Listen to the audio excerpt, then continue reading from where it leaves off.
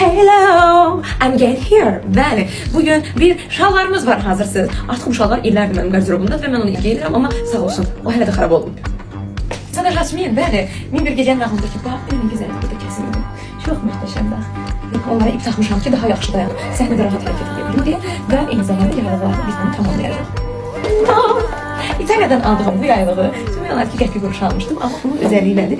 200'lü yaylıqdır. Bəzi insanlar kimi ətrafımızda. Gözəl sırğaları taxıram. Yalandan bunun altından biraz da iri belə push-up çıxsın ortaya, amma mən o görüntünü sevmirəm. Nədirsə odur. Minnoş, balaca, qəşəng. Çiyinlərimizdə həmən o britelkaların içərisindən, bax bunu belə bir keçirdim ki, bu burada büzmə qalsın. Bax, arkamızda İtalyan limonlarıdır. Deməli, gözəllərim, dünənləri düşən oxuyuram ki, bunun poposu böyükdür, elə bir balık yoxdur. Sadəcə olaraq gözəl məşq edirəm və heç kim deyə bilməz ki, bu genetikdir. Mən əziyyət çəkirəm. Mən öz üzərimdə çalışıram. Genetikama qalanda nəslimdə mənim kimi bədən olan yoxdur.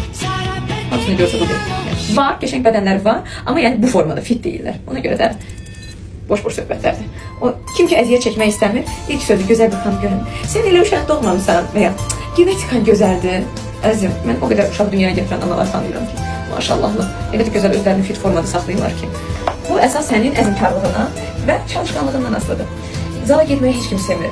Lakin ondan sonraki görüntüye aşık olanda daha çok orada zaman geçirmeyi istiyor. Görüntü budur. Bir budur.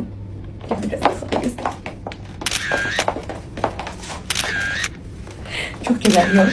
Ve bugün sahnede aynen bu formada olacak. Sence bunu takım yoksa takım.